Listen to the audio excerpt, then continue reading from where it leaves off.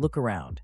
Many older workers are staying in the labor force longer, millennials are buried in student debt, and Gen Z is sketching out second careers before even landing their first job. In 2025, retirement is starting to look less like a clean exit and more like a group project no one volunteered for.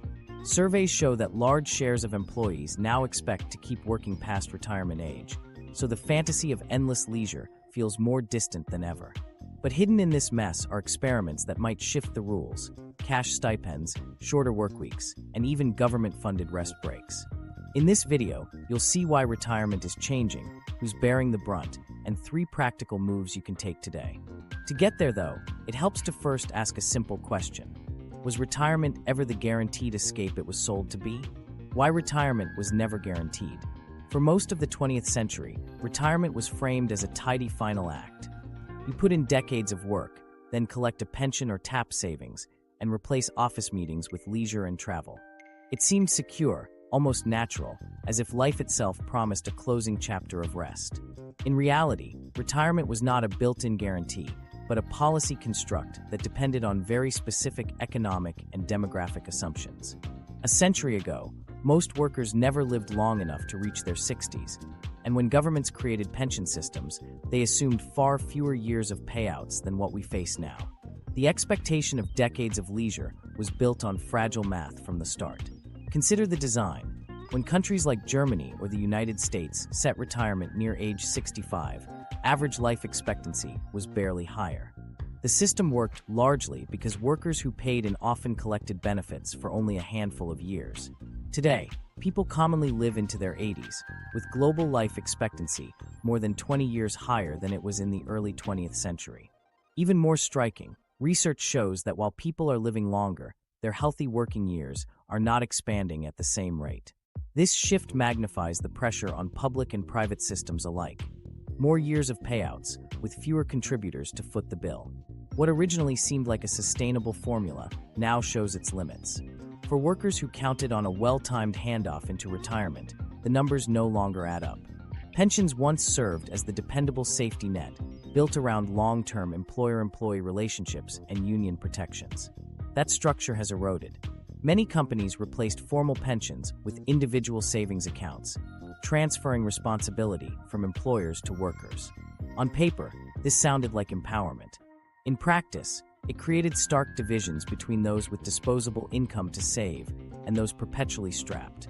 Without steady wage growth, and with housing, healthcare, and education costs spiraling higher, saving adequately became out of reach for the majority. Household budgets illustrate the strain. The one-income families that once managed to set aside money for retirement have been replaced by households where multiple jobs keep the lights on but leave little left over. A narrow minority meet the benchmarks financial advisors recommend, while most approach retirement age with savings that would sustain only a few years, not decades. For these workers, the issue is no longer whether retirement might be comfortable, but whether it can last at all. At the same time, state-run systems have their own fractures. Programs like Social Security and national pensions rely on steady inflows from younger workers, but birth rates have fallen and immigration alone cannot compensate. Governments project trillions in unfunded liabilities, meaning promises made today outrun the money available tomorrow. A small change, like raising retirement age by 2 or 3 years, often sparks sweeping protests, a reminder of just how tense and fragile the balance has become. The idea of carefree golden years collides directly with uncomfortable fiscal arithmetic. The origin of these promises helps explain today's backlash. Retirement systems were never natural laws. They were built experiments layered onto industrial economies that presumed continuous growth and expanding workforces. As those conditions weaken, the gaps widen. Increasing numbers of people in their 70s still turn up in job applications, not out of preference but out of necessity. These headlines highlight a reality in which age no longer marks the end of labor, but merely shifts the type of work one can access. Part of the cultural frustration comes from expectation itself. For decades, social campaigns and employer materials depicted retirement as inevitable: hammocks, golf courses, freedom earned through steady years at the office. This imagery embedded the idea that rest was guaranteed. But those promises were less about certainty and more about aspiration. Tied to unstable assumptions about demographics and growth, they were always contingent. Now, with inflation weakening savings and medical costs eating larger shares of household income, that aspirational model becomes untenable for all but a privileged few. By 2025, the illusion has worn thin. Governments are raising retirement ages because economic shortfalls leave little alternative. Even countries considered financially stable now acknowledge looming deficits. The conclusion is difficult but unavoidable. Retirement was not a permanent fixture of modern society. It was and remains a policy arrangement, one sustained by favorable conditions that no longer exist in the same form.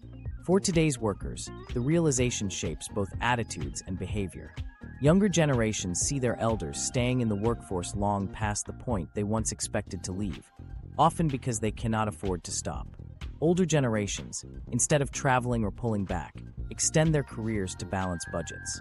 The cultural story of an automatic, graceful transition out of the labor force no longer matches economic conditions. Retirement now functions less as a switch and more as a continuum. People reduce hours if they can, or supplement inadequate support with contract work or part-time jobs. The essential insight here is that the fragility of retirement is not new. It's just become impossible to ignore. Longer lifespans, rising costs, and shrinking contributions exposed flaws hidden for decades. For some, retirement can still deliver comfort, but for the majority, it is moving further away from entitlement and closer to survival strategy. That's why more and more workers recognize that institutions like pensions or Social Security alone cannot guarantee their security. And once you accept that old structures can't carry everyone, another pressing question emerges. What happens to the growing number of people working outside those systems in the first place? The gig economy versus the pension promise. How do you plan a retirement when the work itself never came with a seat at the table? That's the challenge of the gig economy, where millions of people spend years driving passengers, delivering groceries, coding websites, or walking dogs without ever earning the status of employee. No contracts with benefits, no payroll accounts, just apps, ratings, and deposits that stop the moment the work stops. The old pension promise once symbolized long-term security, but an entire slice of today's workforce was never connected to it to begin with. The pitch of gig work is freedom, flexible hours, independence from bosses, and instant entry to income with little more than a smartphone. For people juggling responsibilities or seeking side earnings, it can look appealing. But the trade-off is severe. Each completed task comes without the employer contributions that built the traditional retirement system. No pension credits, no subsidized health insurance, no accumulated promises stretching into old age. Flexibility arrives at the price of stability, and stability is exactly what retirement relies on. Research shows tens of millions of workers in the United States alone now earn income primarily through gig platforms, and most lack access to employer-sponsored retirement plans. That makes the structural issue clear. Without payroll deductions, without employer matches, and with irregular income flows, it's far harder to accumulate savings consistently. A gig worker may know they should put money aside, but the scaffolding that once made saving automatic is absent. Year after year, earnings get used for rent, food, and expenses, leaving little left in reserve. To younger viewers in this position, one practical move matters. Automate at least one recurring transfer to a Roth IRA or SEP IRA. Treat it like rent you can't skip. That single habit creates the closest thing to predictability inside an unpredictable income stream. The absence of pensions is only part of the challenge. Healthcare in many economies ties heavily to formal employment. Gig workers either purchase insurance outright, absorb high deductibles, or risk going without coverage. Tax systems add another burden. Self-employment taxes, complex filings, and quarterly payments turn what might appear to be steady income into a tangle of financial management. Without the built-in efficiencies of payroll deductions, even those who want to prepare for the future end up stretched thin. Over time, the gap between traditional employees and gig workers compounds into dramatically different retirement outcomes. This scale is not just anecdotal. The proportion of workers spending a majority of their time in gig roles rivals the size of entire industries that once dominated labor. And while the workforce composition has shifted, the benefits infrastructure has not. Pensions and social insurance schemes were constructed in an era of industrial stability, long tenures, and unions. That brokered protections. By contrast, in today's contract-heavy labor market, that scaffolding no longer reaches large swaths of the population. A system that depended on steady contributions from lifetime careers was never designed to function when job arrangements change weekly. Governments are aware but slow to react. Policies built around traditional employment often exclude gig workers by classifying them as independent contractors. Some legislatures have passed or proposed rules reclassifying certain gig workers as employees, but enforcement varies and resistance from platforms is strong. Other experiments test portable benefits, systems where contributions attach to the worker rather than the employer. The most visible effort in the United States is the spread of state-run auto-IRA programs, like California's CalSavers, which automatically enroll workers without employer plans into basic retirement accounts. Early signs show higher participation rates than voluntary programs, suggesting the potential to close at least part of the gap. Yet the scale is still too limited to offset the structural erosion gig work has created. For the millions already dependent on platforms, the lived consequences are stark. Retirement ages blur, and there is no natural end point.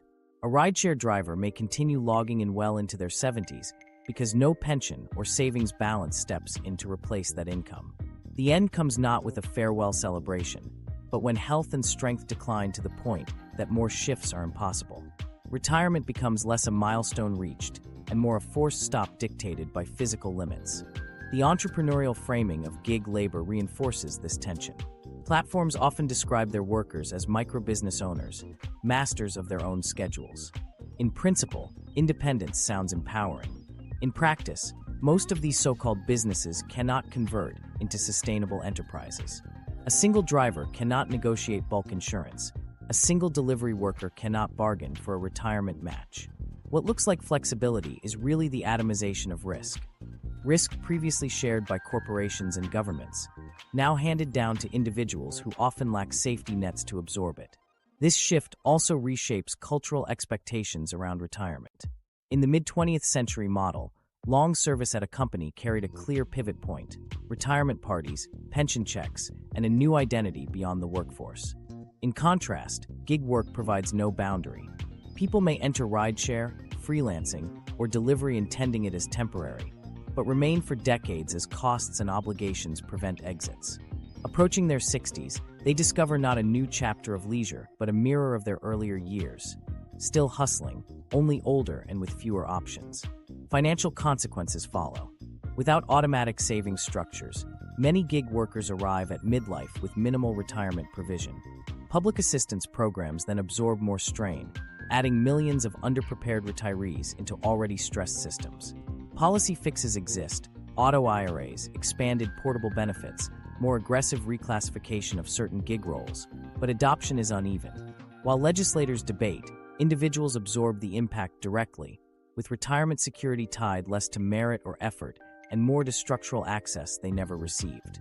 For individuals, the situation often looks like this. A worker who once might have expected a modest pension after decades with a company now faces only the continuation of gig work.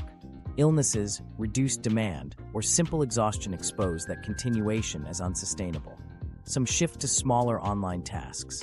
Others lean on family support. Many just keep grinding until they can no longer. In each case, the clear pathway once symbolized by pensions and statutory retirement ages has dissolved, replaced by indefinite activity until forced to stop. The essential problem is that retirement in this context isn't planned, it's imposed. Gig workers effectively retire when their bodies or circumstances remove the option of continued labor, not when savings or systems provide a handoff. That distinction underscores the widening gap between the pension promise and the platform reality. Those who once had flawed but tangible guarantees now face mostly personal improvisation. And this fundamental insecurity in the gig economy doesn't stay within that group alone. Its ripple effects appear everywhere, on public insurance systems, on family support networks, and eventually inside traditional labor markets too. What once looked like an alternative career path has grown into a major segment of the economy, one with no built-in transition out of work. Which raises a new question.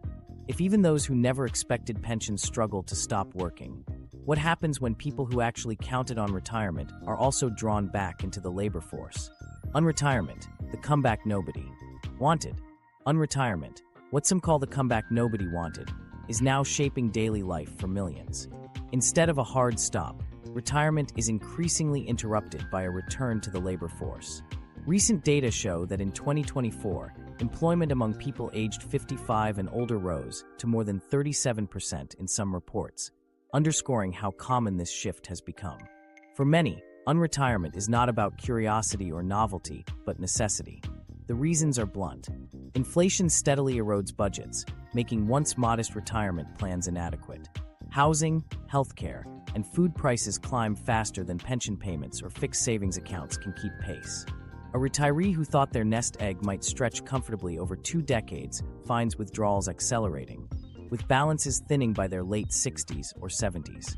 Paychecks earned after retirement become less about travel or hobbies and more about paying utility bills and covering pharmacy purchases. Retirement, once imagined as leisure, bends back into routine labor because expenses don't wait. Savings shortfalls magnify the pressures. While many financial guidelines suggest retirees enter with balances sufficient to replace 70 to 80% of pre-retirement income, large numbers fall short of those targets. Medical emergencies drain what little is saved. Family responsibilities further compress budgets. Adult children leaning on older relatives for help, or college tuitions extending far beyond what parents anticipated 40 years earlier. In this context, returning to work is less a choice than a safety valve, plugging urgent gaps that public programs or private accounts can't cover. Longer lifespans compound everything. Retiring at 65 once meant planning for perhaps 10 to 15 years of expenses. In 2025, it's common to anticipate 25 or more. Outliving savings has shifted from a rare miscalculation to an expected outcome. Each extra year is another year of income that must come from somewhere, be it depleted savings, public benefits, or part-time employment. Employers facing labor shortages find retirees stepping into positions, even if those positions involve low-wage service jobs, rather than the consulting or passion work many envisioned. Living longer, paradoxically, becomes a financial burden rather than purely a gift. The quality of the jobs themselves underscores the contradictions of unretirement. Few older workers find senior advisory roles or cushioned part-time consulting gigs.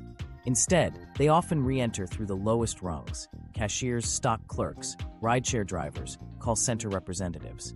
For those who once built substantial careers, the contrast is sobering. Pride yields quickly to necessity. The idea of retirement as dignity and reward fades when the only available roles demand long shifts on one's feet or minimum wages that barely cover necessities. The physical impact can be severe. Older bodies cope less easily with the demands of repetitive labor or erratic schedules. A retiree who returns to shift work often strains health further, which in turn escalates medical costs, the very expenses driving them back into the workforce. Work pays for medicine, but the work itself can make medical intervention more frequent, trapping people in a cycle that ends not with satisfaction but with exhaustion. Unretirement has scaled beyond anecdotes. Surveys suggest that in certain economies, nearly a quarter of retirees return to paid work within 5 years of leaving their original jobs. Motivations vary. While financial strain dominates responses, some cite the need for structure or social contact. In practice, income pressures and rising living costs remain the decisive forces. Describing unretirement solely as staying busy downplays the economic urgency driving most of these decisions. Employers view the trend pragmatically. Industries with chronic turnover, retail, transportation, healthcare support, gain from older workers willing to take consistent shifts.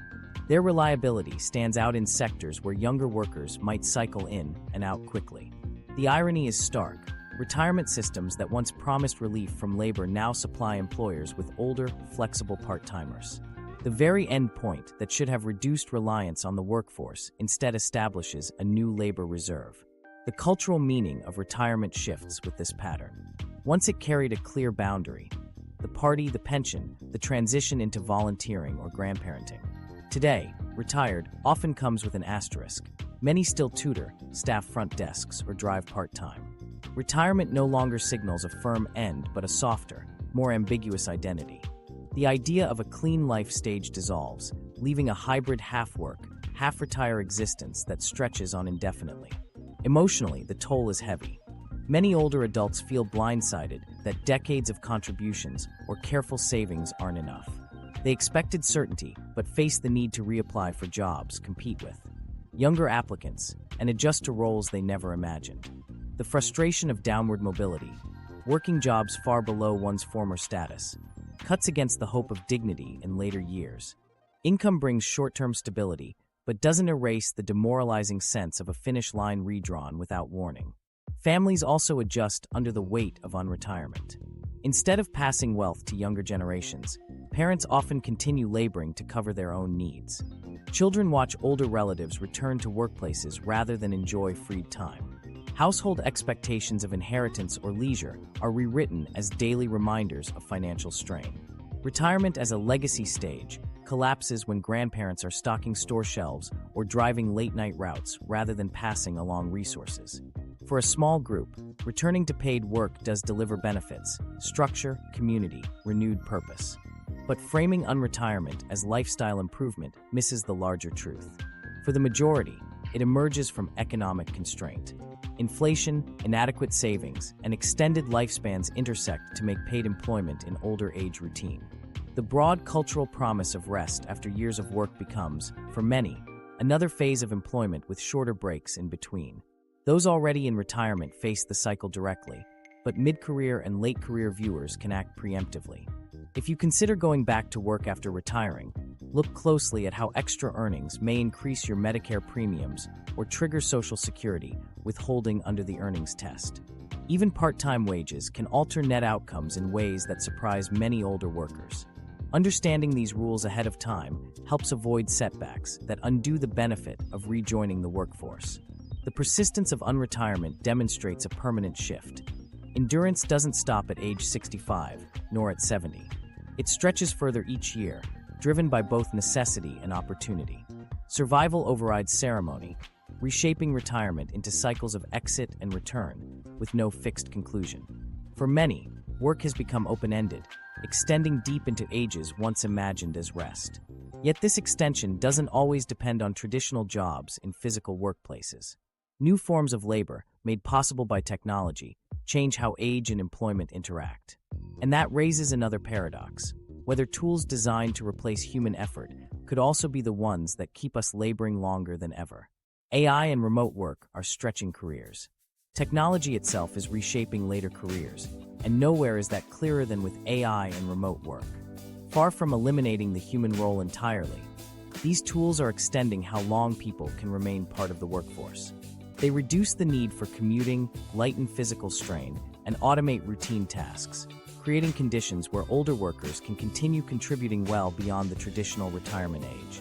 The twist is that AI does not operate in one direction. It makes some jobs easier, replaces others outright, and leaves the rest in a state of constant change. When automation first hit headlines, predictions leaned toward mass displacement. Manufacturing lines without people, customer service without humans, classrooms without teachers. But the picture in 2025 looks less like full replacement and more like selective reconfiguration. AI helps some older workers stay productive, especially in white-collar roles where knowledge and judgment matter.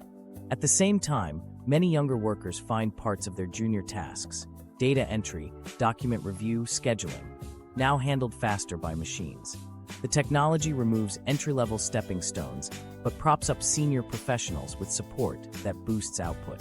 That duality keeps careers alive longer, but slows down advancement beneath them. Data underscores the scale. Studies suggest that generative AI could automate up to about 30% of work hours in certain developed economies by 2030. But automation is not evenly distributed. Physical labor in warehouses or healthcare support still requires human presence, while roles focused on analysis, communication, and oversight see the deepest levels of AI augmentation. Where the burden is computational, the system thrives on efficiency. Where the burden is physical, it still falls on bodies. For someone in their 70s, this difference is critical. It means remote office work can continue indefinitely while manual jobs still force a stop. A short example highlights how the shift plays out. In healthcare, diagnostic systems now analyze imaging with speed and accuracy that rivals specialists.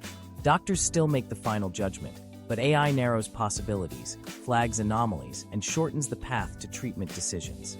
The result isn't doctors disappearing, but older specialists keeping up their pace without burning out. In law, contract analysis powered by language models allows senior attorneys to focus on interpretation, negotiation, and strategy. Instead of stepping aside at retirement age, they continue billing hours with the support of systems that never rest. For remote work in general, the change is structural. In 2020, working from home was a crisis adaptation. By mid-decade, it is a permanent feature of employment landscapes. That permanence means jobs once closed off by physical distance or health limits are now open longer into old age. A teacher may no longer manage an entire classroom, but can tutor dozens of students virtually. A marketing professional who once traveled frequently can now design campaigns from their living room. Combined with AI's back-end help, drafting slides, transcribing meetings, summarizing client calls, the scope of effort shrinks just enough that continued participation looks feasible even into very late life. This is not without trade-offs. Younger workers see career rungs held stagnant. Institutions depend on years of turnover to create room, but turnover slows when departing employees no longer depart. Promotions and pay raises stall, and the sense of waiting in line grows sharper. The same meeting may now include people 3 or 4 decades apart in age, with authority clustered disproportionately at the top. Where attrition once opened doors, AI-enabled longevity keeps those doors shut. Advancement gets delayed, and some younger employees reroute into gig-style work or freelance pathways, choosing independence over block progression, though often with weaker protections and benefits. For aging workers, the benefits are undeniable on an individual level. Technology blunts physical decline by replacing stamina with processing power. A consultant in their 80s may not travel internationally anymore, but can manage teams via Zoom and coordinate with algorithmic scheduling assistance. The dignity here differs from stocking groceries or working long retail shifts. It is knowledge-based, flexible, and better paid. People supplement Social Security or pension checks, cover increasing medical costs, and maintain social connections virtually. For those stretched financially, this extension of work feels less like punishment and more like lifeline. The broader employment system, however, absorbs friction. By sustaining careers indefinitely, it prolongs pension outflows, locks up higher earnings at the top, and leaves younger cohorts carrying uncertainty. Governments design retirement structures to assume at least partial exit periods, but AI makes exit increasingly blurry. Pension systems, already strained, now contend with people who are both drawing benefits and collecting income simultaneously. Private firms appreciate the experience of older staff, but struggle to offer new entrants the same rate of progression. The balance shifts toward preserving stability instead of fostering renewal. Productivity itself undergoes redefinition. A manager supported by heavy AI use produces more with less effort, while a junior staffer may resent that credit flows upward even though much output comes from machines. Companies rarely differentiate. The measurement is results, not method. That perception cements the position of seasoned workers, intensifying the sense of blockage from below. Younger professionals, who expected technology to create fresh openings, instead find it preserving incumbents longer than anticipated. The cultural meaning of retirement bends accordingly.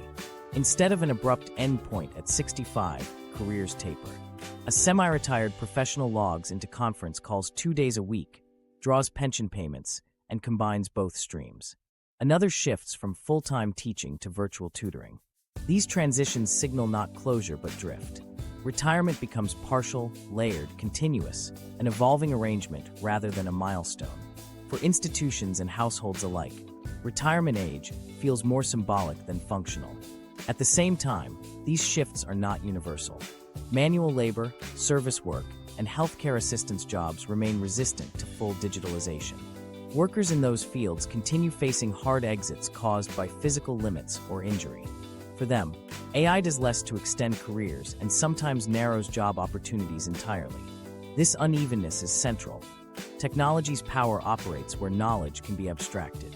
In all other areas, old age still collides with physical limitation the same way it did in prior eras. To say AI uniformly delays retirement oversimplifies. It divides the labor market into those who extend careers and those who cannot. The policy consequences mount.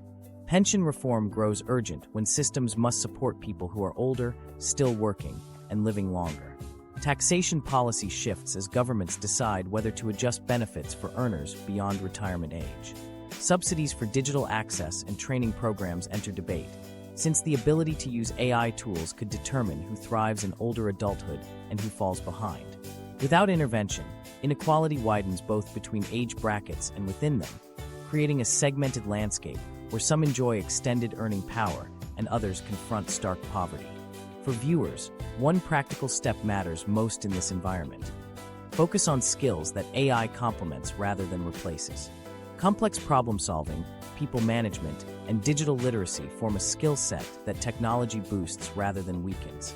The more your work aligns with judgment, empathy, and creativity, the more these tools enhance you. The more your work is purely repetitive, the greater the risk of displacement or stagnation. This distinction determines who can stay adaptable and who will struggle to remain in secure employment later in life. As AI and remote work redefine how long people remain productive, the question of financial readiness pushes to the surface. Some workers may embrace extended earning years as relief. Others may resist, seeing career obstruction and eroded retirement horizons. Either way, the next issue is unavoidable. Whether the retirement systems themselves have enough resources to fund generations living longer, working differently, and depending on public guarantees that may not last. The retirement savings crisis across borders. Which countries face the sharpest risks of their retirement systems running dry? That's not some distant thought experiment. It's the daily math governments now wrestle with as populations age. Younger contributors stagnate or shrink, and payouts grow heavier each year. Retirement has always rested on a bargain. Work and contribute during your prime, then receive support later in life. The problem today is simple but severe. The numbers no longer balance. In many nations, projected shortfalls stretch into the trillions. The tension is universal because no model is insulated, whether it's public pensions, social insurance, or private accounts. Comparing approaches across the United States, Europe, Japan, and emerging economies reveals different designs, but the same fundamental cracks. The United States offers the clearest demonstration of a pay-as-you-go system under strain. Social Security depends on today's workers funding today's retirees in exchange for a promise of benefits later. That structure worked when 5 or more workers supported each retiree. Now the ratio has dropped to roughly 2.5 workers per retiree and continues to slide. The Social Security trustees report that the combined trust funds could face insolvency around 2033 if no legislative changes occur. Medicare adds another layer of pressure, since people now live decades past retirement, consuming expensive health services for longer than originally projected. For younger workers, the guarantee of stable support looks increasingly uncertain, closer to partial coverage than full security. Europe illustrates the same pressure in a variety of formats. Many countries provided generous state pensions for decades, anchored to statutory retirement ages that assumed shorter lifespans. But as populations live longer, obligations multiply faster than contributions. France saw demonstrations erupt when policymakers pushed to raise the retirement age, protests reflecting wider discontent with perceived broken promises. Germany's system of mandatory contributions keeps it balanced for now, but falling fertility rates could erode the base over coming decades. Italy faces the bind of already high debt, leaving little fiscal room for more subsidies. Even countries with stable budgets cannot escape the demographic arithmetic. Fewer workers, more retirees, and significantly longer lives to fund. Japan is often cited as the most severe early warning case.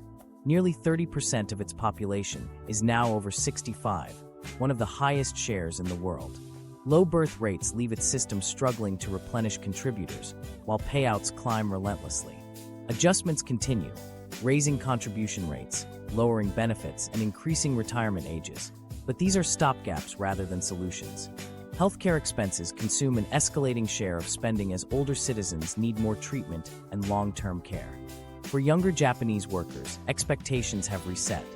Few believe the pension system can deliver what it once did for their parents or grandparents. Japan's experience signals what many other countries could soon face if trends persist. Emerging markets confront a different, but equally daunting, challenge. Unlike developed economies struggling to sustain established systems, many lack formal retirement frameworks at all. Large segments of the labor force work informally without payroll systems, employer pensions, or long-term accounts. In Latin America, governments experimented with privatized savings plans in the 1990s, but poor oversight and volatility undermined results. In parts of Africa and South Asia, older populations often must depend entirely on family support or limited cash transfers. As urbanization erodes traditional multi-generational households, that model weakens further. Longevity gains compound the challenge. More people living longer with no safety nets in place creates pressures that young and often underemployed workers cannot absorb alone. The crisis here is as much about absence as deficit. Entire populations edge toward old age without reliable structures to protect them. Across borders, the stress converges around three forces. First is demographic mismatch. Shrinking workforces strained under the weight of expanding retiree populations. Second is healthcare inflation. People are living longer thanks to new treatments, but the costs of medicine, surgeries, and long-term care outpace both wages and tax revenue. Third is the erosion of employer-provided defined benefit pensions, once the most dependable source of retirement income. These private systems collapsed under financial pressure, leaving individuals exposed to market swings in 401(k) or equivalent accounts. Each of these forces interacts with the others, turning what was manageable pressure decades ago into a systemic threat today. A closer look shows how these themes play out at national levels. U.S. households increasingly rely on individual accounts, but most balance levels fall below what financial planners recommend, leaving gaps that Social Security may not be able to cover fully. In Germany, strong industrial output sustains contributions, but low fertility rates threaten long-term sustainability, even in a disciplined system. In Japan, extreme aging shrinks the labor pool, but intensifies medical dependency, pushing pensions and health costs beyond sustainable proportions. In emerging markets, workers in informal economies continue with little or no preparation, highlighting that retirement insecurity is not only a developed world problem. Each country's details differ, but the resulting pattern is clear. No structure can indefinitely promise comfort when demographics shift this sharply. The practical consequences are already visible. American policymakers debate whether to gradually raise retirement ages, increase payroll taxes, or trim benefit formulas, each choice politically explosive. European governments face unrest with modest reforms because citizens see any adjustment as betrayal of a social contract. Japan cycles through policy tweaks that buy time but never reset underlying trends. Emerging economies attempt to design new programs while managing poverty, urbanization, and limited tax bases. Everywhere, the outcome is the same. Either citizens accept reduced benefits, younger workers pay more, or both. Trillions in unfunded liabilities may seem abstract, but lived experiences show the reality. U.S. recipients already worry about whether future checks will cover monthly needs if trust funds dip. Italian retirees see incremental cuts and higher taxes. Japanese citizens expect smaller pensions with heavier healthcare burdens. And millions elsewhere never had structured benefits to begin with. Global retirement security looks less like a promise that holds everywhere and more like a shifting puzzle of incomplete pieces. Proposed solutions exist, but come with trade-offs. Raising retirement ages ties work more closely to longer lifespans, but pins the burden on workers already aging rapidly. Higher taxes could fortify systems in the short term, but younger workers face stagnant wages and high housing costs that make additional deductions painful. Shifting to private or hybrid accounts diversifies risk, but exposes workers to sudden market downturns that can erase savings overnight. Complexity rises and trust declines, leaving households more anxious about whether security in old age can ever be guaranteed. Some examples illustrate the limits of reform. Japan shows how even continual adjustments cannot fully protect a population skewed so heavily toward the elderly. The United States openly acknowledges that without policy change, benefits may face automatic reductions within a decade. France's unrest emphasized public resistance to even gradual shifts. In countries with weak or informal systems, there are no reserves to adjust. Governments face the challenge of building programs under immediate pressure. These cases indicate a global challenge, not isolated flaws confined to individual nations. Taken together, the pattern is unmistakable. The idea that retirement is universally secure breaks down when systems reveal shortfalls, households lack savings, and care costs accelerate. The global picture shows both the risks of overpromising and the reality of underpreparing.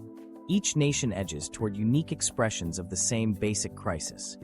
Too many people depending on too few contributors, supported by programs shaped for a very different demographic past. And while governments attempt technical fixes, culture is already shifting. Many people, especially younger generations, are beginning to imagine retirement differently, not as guaranteed checks at a set age, but as lifestyles pieced together across careers, savings, and alternative arrangements.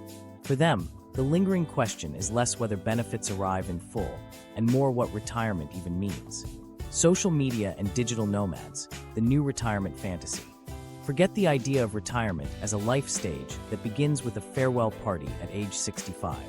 For many younger people, retirement has been reimagined, not as an ending, but as a lifestyle category on display every day through social media. They scroll past images of laptops balanced beside iced coffee on balconies in Mexico City, or yoga sessions split between freelance work calls in Bali. The images sell something different from pensions or long decades of saving. The suggestion that retirement is no longer about age at all, but about creating a retirement-like existence whenever possible. The narrative says you can escape the rat race, not in your 60s, but in your 20s. It's aspirational, but the reality doesn't match the glossy highlight reels. The rise of digital nomadism makes this shift visible. With little more than passport stamps and Wi-Fi, workers move from city to city, shaping lives that blur leisure with labor. To their parents or grandparents, stuck with one career path in one location, it feels like a radical reversal of the old rulebook. Instead of toiling in cubicles for 40 years, the new story says you can build life around mornings of remote consulting and afternoons of surfing, or balance client calls with sightseeing. Social channels package this as proof that retirement no longer requires waiting. But the online portrayals edit out the difficulties: unstable income streams, visa restrictions, rising costs of travel. What gets framed as freedom emerges more as careful filtering. What has quietly happened is a cultural rebranding of retirement itself. The traditional notion, a linear slope from work into rest, has turned into an attempt to balance moments of independence throughout adulthood. Mini-retirements is the label some use, describing sabbaticals or months abroad spread between stretches of paid work. The idea values autonomy over status markers. A remote video editor who spends mornings producing client ads and afternoons in cafes abroad may present a feed that looks indistinguishable from early retirement. The external image blurs work into leisure, but what's obscured is that financial foundations for the long-term remain thin. It's a lifestyle trade-off, freedom today versus financial predictability later. The shift makes sense against a backdrop of economic fragility. Across much of the workforce, younger cohorts doubt that pensions or social safety nets will support them decades from now. They reject the bargain of deferring freedom for security in an uncertain system, preferring to capture slivers of retirement now. Platforms amplify this choice by rewarding content that promotes carefree aesthetics. Few posts highlight the struggles of finding affordable healthcare while abroad, or the unpaid hours spent hustling to secure the next freelance contract. Viewers scrolling see only the curated version, where every cafe Wi-Fi connection holds firm and sponsorship deals always arrive on time. But sustainability remains the unsolved tension. Few digital nomads build income strong enough to withstand decades of uncertainty. Many juggle inconsistent clients, ever-changing platform algorithms, and unsteady cash flows. Research into remote gig incomes shows they are often volatile, lacking both predictable retirement saving and adequate health coverage. 1 month of sponsorships or project fees can be followed by gaps just as large. Visa restrictions change quickly, healthcare access shifts country to country, and savings contributions are frequently too minimal to accumulate long-term security. What looks like financial freedom often operates like tenuous balancing. The appeal of blending leisure into daily work is easy to understand. Younger generations have watched unstable jobs, lopsided housing markets, and eroded benefits make conventional security harder to reach.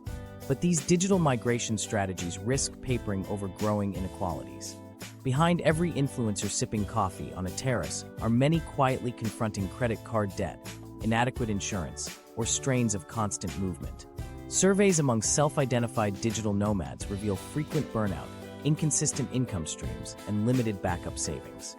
While experience and flexibility hold real value, building a stable retirement plan across decades requires more than appealing images on a feed. Some people pursue this path through conscious planning, treating it as a series of work-while travel phases rather than as permanent escape. Yet even those successes highlight the trade-offs. They prioritize lower-cost destinations to stretch budgets, outsource healthcare coverage across multiple systems, and scale income through constant client acquisition. Every element requires energy, adaptability, and resilience. The strategy often works in youth, but it's harder to sustain once health issues or family obligations arrive. A lifestyle emphasizing mobility during one's 20s may look far less feasible in later decades.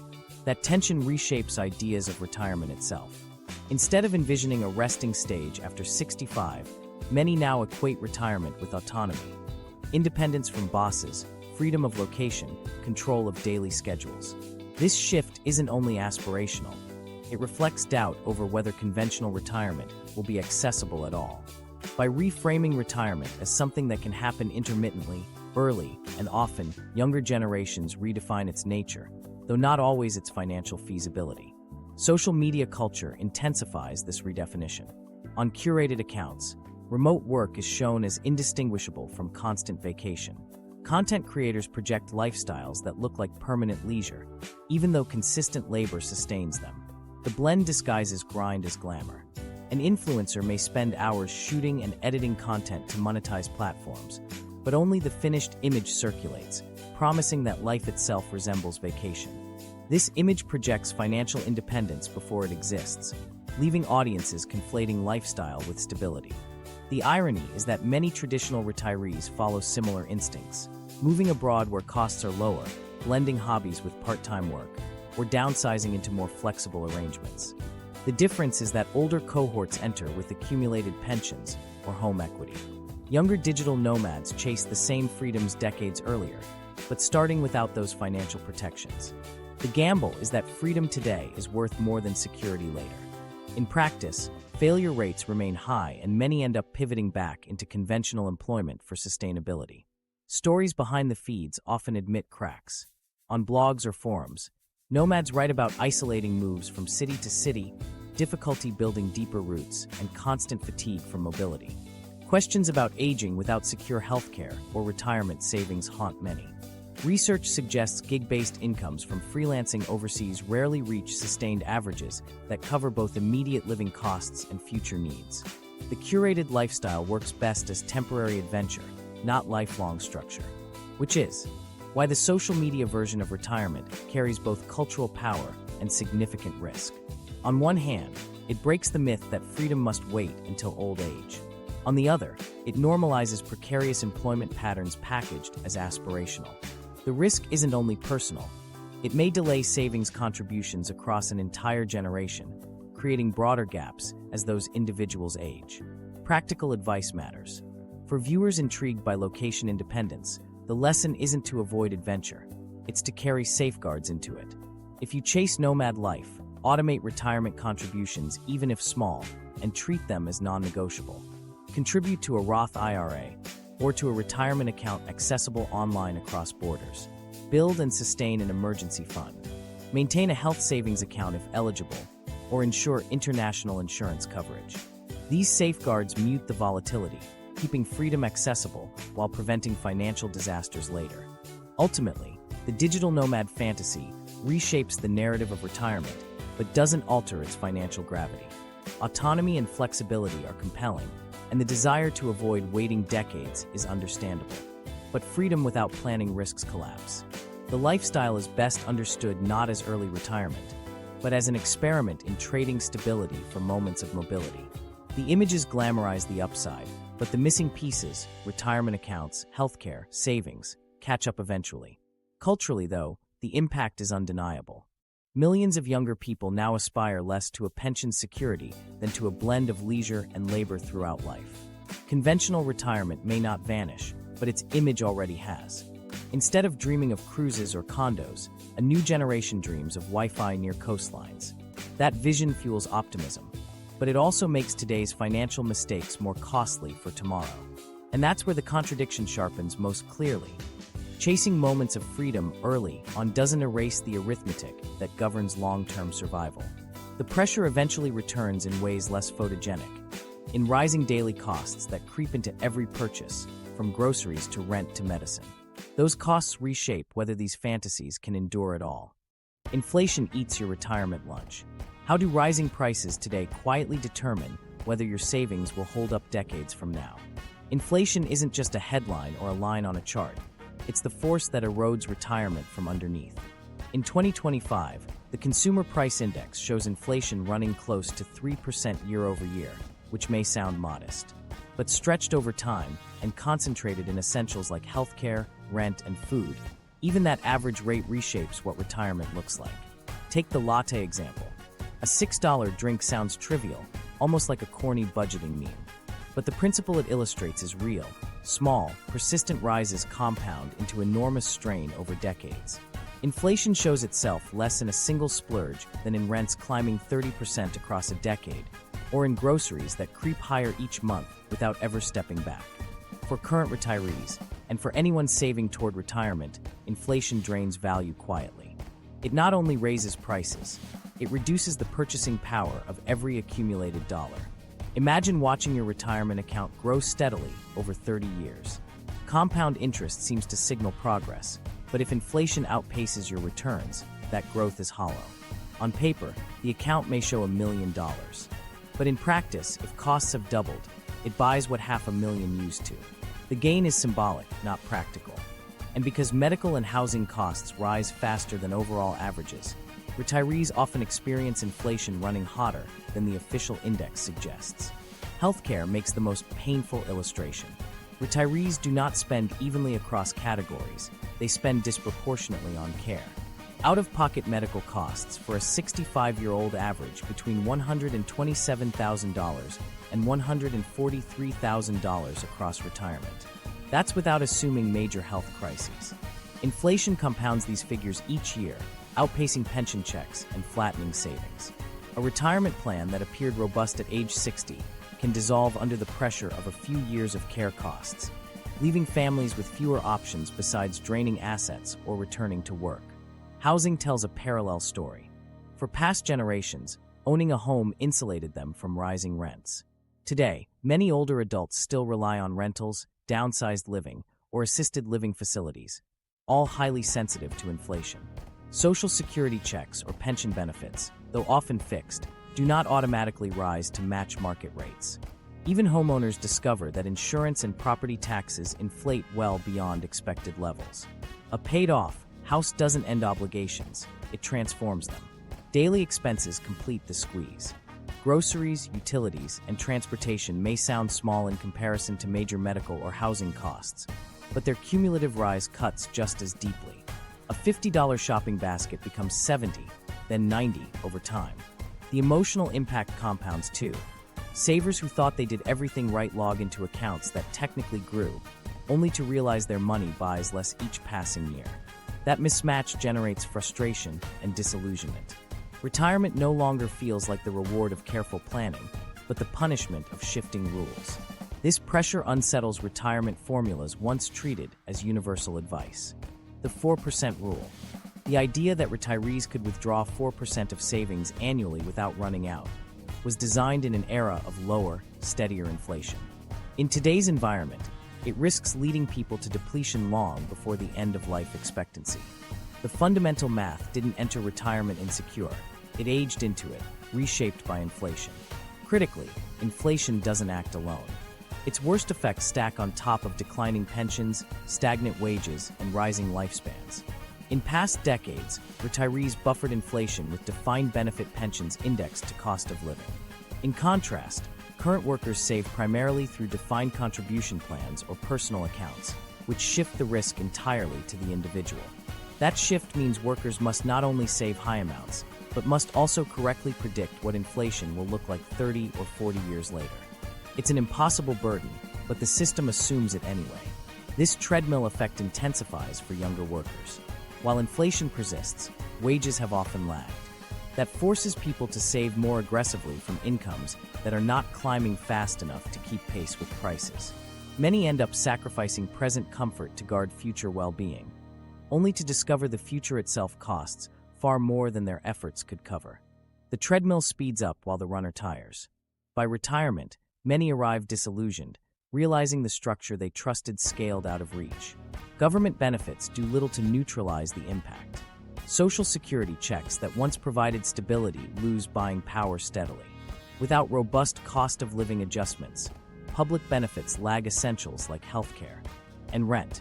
This erosion undermines trust in institutions, creating skepticism among younger generations who already doubt whether those systems will exist when they reach retirement. Inflation doesn't just erode budgets, it corrodes confidence in the contracts underpinning retirement itself. This reality changes how people approach retirement planning. Instead of designing a future of leisure, many plan simply to avoid collapse. Retirement becomes provisional. Some anticipate working part-time indefinitely. Others plan alternate phases of rest and work as costs change. What used to be a milestone becomes a recalibration. Less an end and more a sequence of adjustments as money weakens over time. The practical question for viewers is obvious. What can you do to protect retirement plans from inflation's bite? Financial research points to a few direct steps. Consider allocating part of your portfolio to inflation-protected securities like TIPS or I-bonds, which adjust benefits directly against rising prices. Use health savings accounts, HSAs, not just for current expenses, but as long-term tax-advantaged funds to cover inevitable medical costs. Ladder short-term CDs or treasury bills to secure near-term cash needs without exposing them to market swings. Each of these steps counteracts inflation's erosion in specific, tangible ways rather than treating it as a movable fate. None of these tactics erase the broader challenge. Structural inflation, fragile pensions, and longer lifespans remain larger forces than any single fix. But they do create buffers, and those buffers help hold the ground where traditional systems are collapsing. Inflation doesn't have to eat the entire retirement budget, but without countermeasures, it will. What inflation proves most clearly is that the retirement crisis isn't only about saving diligently or spending carefully. It's about how much those choices retain value once decades of creeping prices set in. That erosion reframes retirement as survival planning rather than secure leisure. And as individuals adjust their expectations around saving, working, and spending, another layer of tension emerges, not just economic, but cultural. Because different generations are reacting to these pressures in completely different ways. Generational clashes over retirement dreams. Retirement visions now collide as much over age as over economics, and those collisions fall most sharply along generational lines. What used to be one shared idea of stepping back has splintered into competing definitions shaped by circumstance. For baby boomers, the dream centers on maintaining a lifestyle they've worked decades to secure. For millennials, it often looks like a shrinking horizon. For Gen Z, it's not a horizon at all, more of a fantasy they don't expect to reach. The differences aren't just cultural, they're structural, pulling from unequal starting points baked into each group's economic reality. Boomers grew up at what many now call the golden moment for retirement systems. Stable jobs in manufacturing, education, and government often came with pensions, health insurance, and wages that tracked with affordable housing. Saving wasn't easy for everyone, but the promise felt credible.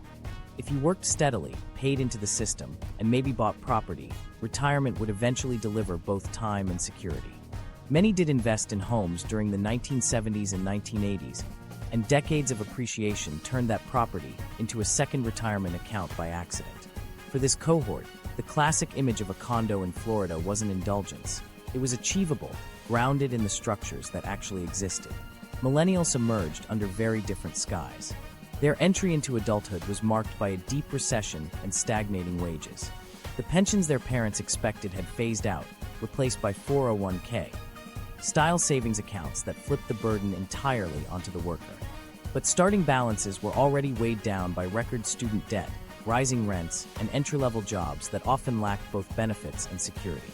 Advice said to save 15% of income, but with loan payments eating into budgets, the math didn't work. For many millennials, retirement became less about building comfort and more about scrambling to build any cushion at all. Dreams of vacation homes gave way to smaller ambitions. downsizing, stretching modest savings, or perhaps relocating to countries with cheaper living costs. Their version of the dream has consistently been defined by limits rather than abundance. Gen Z, meanwhile, has watched both groups struggle and drawn sharper conclusions.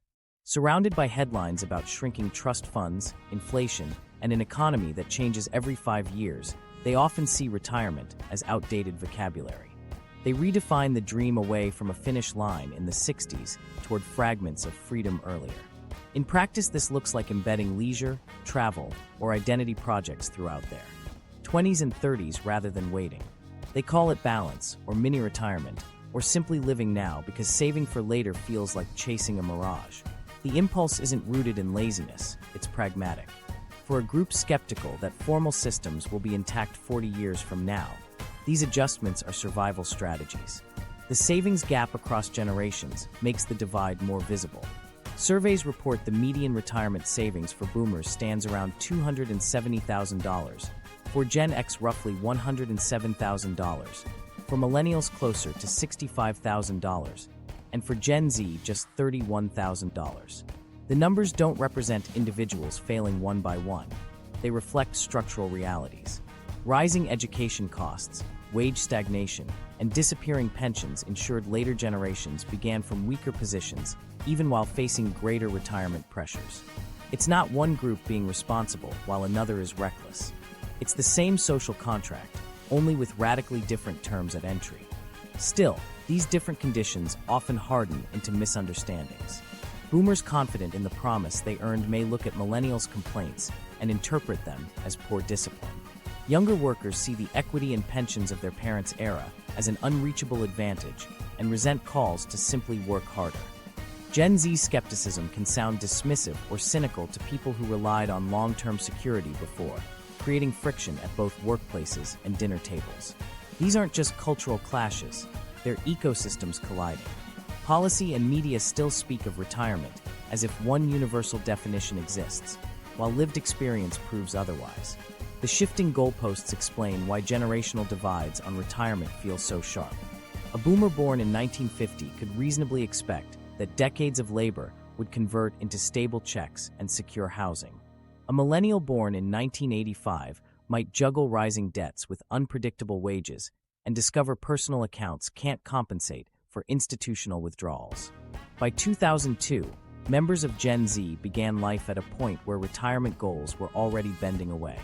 For them, the idea of a finish line at all feels speculative, and so they build their plans around moments of flexibility rather than 20-year leisure blocks. As a result, 3 people living in the same household may still hold totally irreconcilable visions of what retirement means. Inside families, those distinctions create some of the hardest conversations. Parents who retire with pensions sometimes assume their children can do the same with enough discipline. Children watching those stable checks enter the mailbox often see an advantage they'll never replicate, even with careful budgets. When a boomer parent urges saving early, a millennial earning modest wages under high rent hears advice that feels disconnected from reality. When a Gen Z student admits they don't believe retirement will exist for them, their grandparents sometimes interpret that as defeatism. Each reaction makes sense within its own context. But placed together, they become friction points about careers, spending, and the very meaning of security. If there is clarity in the divide, it's this. Each generation is playing the same game under wholly different rules, and each acts rationally within its own rulebook. Boomers invested in housing and careers their system rewarded. Millennials borrow and save cautiously within a compressed economy. Gen Z builds lives around flexible freedom because they refuse to bet their futures on guarantees no longer credible. The clash isn't about blame. It's about mismatched eras colliding in real time. For viewers, clarity demands action, not just observation. Different generations can't change the starting points they inherited, but they can act deliberately within them. If you're Gen Z or just entering the workforce, the question to ask tonight is, are you setting up an automated transfer into retirement savings, even if it's just 1% of pay? Momentum matters more than size. If you're millennial or Gen X in mid-career, the question is, have you run scenarios on refinancing debt or adjusting housing costs to free contributions into retirement accounts? Even small shifts now compound later. And if you're entering or near retirement as a boomer, The critical question is, do you have an updated projection of your healthcare costs, and have you aligned your plan with it? Failing to do so risks eroding all other calculations. Each question leads not just to financial rebalancing, but to reduced tension between groups. Clear-eyed action sharpens perspective, showing that while the rules differ, planning is still possible. Retirement means different things depending on your birth decade, but it always carries the same core challenge: turning time into security while conditions shift. The dreams don't match because the starting lines didn't either. And as those dreams continue to diverge, another weight presses across every age bracket. One strong enough to redefine retirement regardless of savings level or generational outlook. It comes not from dreams of travel or downsizing, but from the escalating costs of staying alive and well into old age. Mental health and the healthcare time bomb. Retirement struggles don't only show up in balance sheets. They surface sharply in doctors' offices, hospital bills, and therapy sessions. The mental health and healthcare time bomb is no longer a metaphor. It's the lived reality of millions moving into their 60s and 70s. For decades, retirement conjured visions of vacations, grandchildren, or leisurely hobbies. But for many, the heaviest price tags now attach not to leisure but to treatments, prescriptions, and ongoing support. Health itself becomes the defining budget line, with mental well-being and medical stability absorbing more money and attention than any planned lifestyle activity. The scope of the issue is measurable. Analysts estimate that a 65-year-old retiring today will spend, on average, about $127,000 in medical expenses if male and closer to $143,000 if female. These figures assume routine aging and do not account for additional complications like dementia care or major surgeries. For comparison, that amount represents 2 to 3 times the median retirement savings of many younger generations today. The financial impact is straightforward, but the mental health toll it carries is equally important. Surveys from organizations like Hoop and Schroders show that retirees under persistent financial stress report significantly higher rates of anxiety, depression, and feelings of isolation. The weight isn't abstract. It presses into daily functioning, shaping whether later years feel navigable or overwhelming. Chronic conditions make the crisis more visible. Retirement doesn't cure diabetes, arthritis, or heart disease. These conditions extend over decades, bringing not only escalating drug costs but constant checkups, monitoring, and treatments. For families, this means retirement funds that were meant to afford mobility or leisure are instead redirected into prescription refills and copayments. Even relatively prepared households feel stretched when multiple prescriptions must be covered each month. Compounded further by inflation, the edge between stability and struggle becomes thin. A plan designed for independence gradually bends toward dependence, on savings, on family, or on public systems already strained. Mental health challenges run parallel. Employment, though stressful for many, also provided rhythm, structure, and social contact. Leaving that environment can leave people disoriented or isolated. Combine that with financial anxiety and health strains, and mental well-being becomes fragile. Depression and loneliness in older adulthood carry measurable public health costs. Worsening physical illnesses, increasing hospitalization rates, and accelerating the need for assisted living support. Yet therapy and counseling remain expensive, and in many systems, poorly covered by insurance. When the choice is between paying for antidepressants or enrolling in regular therapy, most retirees default to the medication. That decision addresses symptoms but leaves broader emotional needs unmet.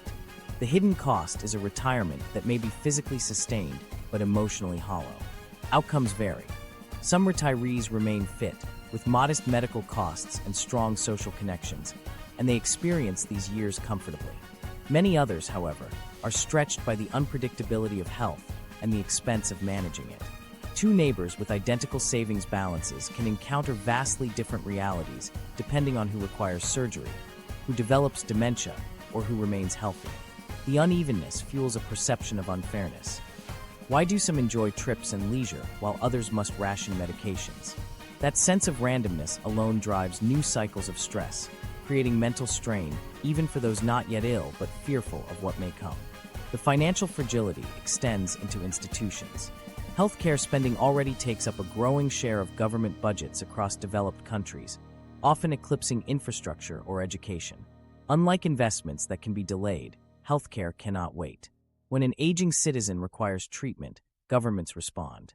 That dynamic leaves policymakers cutting elsewhere, raising taxes, or borrowing more heavily. Younger contributors notice deductions rising while their faith in future benefits falls, accelerating generational divides. The official retirement debates may focus on pension ages or contribution rates, but the less visible crisis is the ballooning cost of care itself, physical and mental, that swallows both private and public capacity. On a personal level, this shifts how retirement is imagined. Plans now center less on cruises and hobbies and more on questions like, how long can I afford medications? What if I or my spouse need full-time care? How much of my savings will a single heart surgery erase? The scenarios aren't dramatic, they're common. Assisted living can cost more annually than most middle-income households spend in total. Home health aides provide relief, but charge fees that dwarf monthly pensions. Families weigh whether to drain savings, sell property, or hope state programs fill the gap. Retirement security becomes a matter not of aspiration, but of survival. Technology introduces some support, but rarely a solution.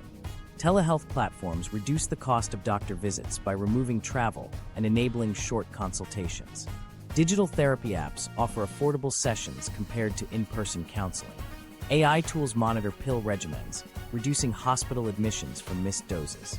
Yet these advances treat symptoms of cost escalation rather than the cause. If the medicine itself grows unaffordable, a reminder to take it doesn't change the underlying problem. Technology may help older adults stretch resources slightly further, but it cannot erase the fundamental pressures of pricing, longevity, and demand. For retirees themselves, the psychological weight can be heavier than the numbers. Fear of one medical emergency draining security hangs over daily life, shaping choices about eating out, visiting relatives, or traveling. People who saved carefully for decades live in a constant checking mode. Can I cover this bill without compromising next year? Will Medicare or other systems support this treatment? That stress corrodes not only financial confidence, but also physical health. Studies consistently show financial strain increases risks for cardiovascular disease and worsens outcomes for chronic illnesses. Mental health and physical health, though separated in budgets, flow into each other in real life. Planning, however, can provide relief. Talking to a financial planner about long-term care costs early unlocks strategies beyond ordinary savings. Health savings accounts, HSAs, for those eligible, offer triple tax advantages and can accumulate into dedicated medical funds later in life. Exploring long-term care insurance, though expensive, can still shield households from catastrophic nursing home bills. Even small adjustments, like automating HSA contributions or gradually shifting a portion of savings toward inflation-protected securities, begin building defenses now against the predictable surges later. Practical steps won't eliminate the system-wide pressures, but they reduce vulnerability for individuals. Families, too, benefit from early conversations. Coordinating support across siblings, clarifying expectations for caregiving, and documenting long-term wishes prevent added stress when health conditions arrive suddenly. Emotional strain often escalates when financial and medical surprises collide. Transparency eases that burden and aligns families around realistic expectations. Knowing what resources exist, even if modest, feels better than discovering strains only when options are limited. Governments have their own arsenal, expanding subsidies for mental health access, integrating cost of living adjustments more tightly with healthcare inflation, or building incentives for preventive care. Each measure aims to reduce the late-life avalanche by slowing the buildup earlier. But politics often delays aggressive intervention, leaving individuals to shoulder more responsibility in the meantime. The time bomb metaphor is apt because the pressures build silently, then erupt when multiple needs collide. A person might manage prescriptions until an unexpected surgery arrives, or they may afford counseling until caring for a spouse consumes both time and money. Each case illustrates how fragile security becomes once health costs outpace planning. Retirement, in this sense, is no longer the end of work, but the most complex financial phase in life, a constant recalibration between resources and needs. For viewers, the lesson is not fatalism. Retirement is still possible, still meaningful, and often still satisfying. But it hinges far more on health trajectories than most planning conversations emphasize. The challenge isn't only to build savings for travel or leisure. It's to plan for the reality that thousands of dollars per year will inevitably be redirected into prescriptions, therapy, and medical services, sometimes smoothly, sometimes suddenly. Outcomes will differ. Some will live long and comfortably. Many will feel stretched thin. Ignoring that distinction leaves people vulnerable to shocks that erode dignity alongside bank accounts. With the scale of these burdens growing, both individuals and societies inevitably turn toward new solutions. People wonder whether larger structural fixes, ideas once dismissed as fringe, might directly address the strain. And that brings us to the next question. Can sweeping experiments in government policy offer any real relief to a system already pushed this far? Universal basic income, shorter workweeks, and the fixes. Proposals for new economic models. Universal basic income, shorter workweeks, even wellness subsidies are now framed as potential lifelines to stabilize retirement's shaky foundations. These ideas attract headlines because they seem to offer bold alternatives to failing pensions and individual accounts, but each comes with promises and limits that deserve scrutiny. Universal basic income, UBI, is the centerpiece of the discussion. The principle is simple. Everyone receives a direct payment from the government, no work requirement attached, meant to guarantee a basic standard of living. Advocates argue it could bridge the gap left by disappearing pensions and precarious employment, ensuring that even workers without steady careers enter old age with at least some financial support. Pilot programs across several countries and cities have reported modest successes. Recipients experienced less stress, better food security, and in some cases improved job flexibility. For retirement planning, the appeal is obvious. A universal floor means fewer people slip into poverty after leaving the workforce. But widening pilots into national policy exposes difficult obstacles. Funding UBI at meaningful levels requires either higher taxes, reallocating significant government spending, or running large deficits, each politically fraught. Inflation also complicates the picture. If cash stipends raise consumption without parallel gains in supply, prices can move higher, eroding the benefits retirees hope to gain. Research on existing pilots underscores this tension. Positive local effects are encouraging, but fiscal sustainability remains unsolved. That fragility makes UBI feel less like a universal fix and more like an intriguing prototype with work left to do. The push for shorter workweeks takes a different angle. Advocates suggest that with productivity-enhancing technology and AI, society can sustain output while reducing the traditional 5-day schedule to 4. Proponents claim this would support retirement indirectly. Less burnout today allows people to stay healthier and employed longer, making phased retirement smoother and less abrupt. Pilot studies lend some weight to the idea. Trials in several companies and regions show productivity largely holding steady, employee stress dropping, and turnover declining. If scaled carefully, this could extend working lives while still protecting balance. Still, the model faces sectoral limits. Manufacturing plants, hospitals, and logistics chains cannot simply pause an extra day without major disruptions. Small businesses argue they lack flexibility to absorb compressed schedules. Others worry that unless pay structures shift, a shorter week translates to smaller paychecks, shrinking the funds workers can save for retirement. Research confirms these concerns. The benefits appear strongest in knowledge-based industries, while labor-heavy sectors remain resistant. For retirement systems, that divide matters. A successful 4-day workweek in some fields does not guarantee universal gains. Instead, it risks deepening inequalities between workers who can sustain such arrangements and those left outside of them. Alongside these well-known reforms are subtler proposals aiming to reduce future costs by improving present health. Subsidized wellness initiatives, preventive care programs, even government-supported rest incentives surface in policy debate. Critics call them gimmicks, but the reasoning follows fiscal logic. Healthier populations age with fewer expensive conditions, reducing future strain on pension and healthcare systems. Evidence suggests small-scale wellness initiatives can lower stress and cut hospitalization rates. Yet research also shows such gains emerge gradually and require consistent investment. Short-term budgets see little relief, making these programs difficult to maintain politically. They promise long-term returns, but the upfront expense collides with the urgent shortfalls governments already face. Together, these policy experiments reflect societies grasping for solutions outside the conventional model. But advocates and skeptics alike acknowledge the same larger truth. None of these reforms, even if successful, fully substitute for structural fixes. A modest UBI supplement might keep retirees out of poverty, but it cannot replace comprehensive pension funds. A shorter workweek may reduce burnout, but it does not address the trillions in projected healthcare liabilities. Wellness subsidies may improve quality of life, but they will not in themselves close gaps in public insurance coverage. Each reform bends the curve slightly, but does not redraw it. The political tension arises in how reforms are presented. Policymakers highlight pilots as proof of progress, while critics counter that small experiments cannot substitute for systemic reform. For everyday people, that limbo feels unsatisfying. Retirees battling rising rents and medical bills cannot plan around pilot stipends that may end in 12 months. Younger workers cannot assume a nationwide 4-day week when implementations remain localized. For now, the programs are context-dependent. Some jurisdictions see real benefits, others face funding backlash. They remain more symbol of possibility than guaranteed change. Intergenerational reactions also diverge. Younger workers often view reforms like UBI or 4-day schedules through the lens of fairness. These proposals reshape their prospects in a system they already distrust. But older workers sometimes see them as distractions.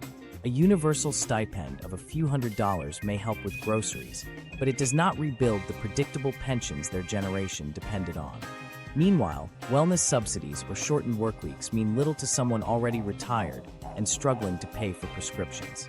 The divide underscores why these fixes, promising as they sound, cannot stand alone. They must be part of broader reforms that restore stability across age brackets rather than benefit one at the expense of another. Nonetheless, the pilots reveal a willingness to experiment. Societies wrestling with retirement crises are not frozen. They are testing approaches never mainstreamed before. UBI trials improve well-being on small scales. Reduced-hour schedules support both productivity and mental health when carefully implemented. Preventive wellness investments show measurable though slow returns. These successes do not erase challenges, but they prove alternatives can function if sustained politically and fiscally. The experiments, while limited, challenge the narrative that the system cannot adapt at all. But realistic expectations are essential. These programs are steps, not solutions by themselves. They can relieve pressure, but they cannot replace stronger pension structures, expanded healthcare coverage, or portable benefits adapted to today's fluid job markets. Without broad reforms, the burden continues to fall unevenly, leaving younger workers frustrated, older workers anxious, and governments strained. The policy conversation will likely continue to feature UBI, 4-day weeks, and wellness incentives because they capture imagination. But their success depends on embedding them within a wider framework that addresses the core arithmetic of retirement. The story of retirement in 2025, then, is not one of collapse but of experimentation. Ideas once deemed radical are tested in real communities, bringing glimpses of relief and exposing limits. They highlight both creativity and constraint. They invite people to imagine retirement differently, while reminding them that systemic overhaul, not isolated programs, is required to stabilize the future. What emerges is a quieter reality. No single fix will solve the challenge. Retirement security will depend on diverse measures layered together, each mitigating part of the pressure, but never fully removing it.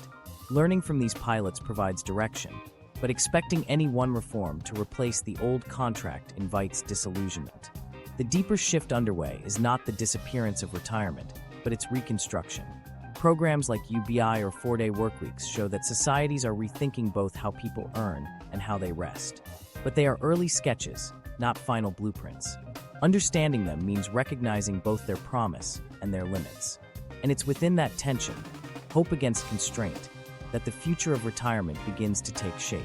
Retirement wasn't destroyed in 2025, it's being rebuilt in real time. The old plan of steady jobs, lifelong pensions, and a hard stop at 65 no longer fits. What replaces it is patchwork, gig work, part-time remote income, family support, and experiments like stipends or shorter schedules. Instead of expecting one payoff decades away, people now design lives in phases, adjusting repeatedly along the way. If you only do 3 things, start or increase automatic retirement contributions today, even 1 to 2%. Protect against healthcare costs with HSAs and long-term care planning, and build AI complementary skills or portable benefits if you gig. Retirement isn't dead, it's being redesigned. Your job is to shape the version you can actually live in. Which of these problems worries you most? Health costs, gig instability, or shrinking pensions? Tell us in the comments.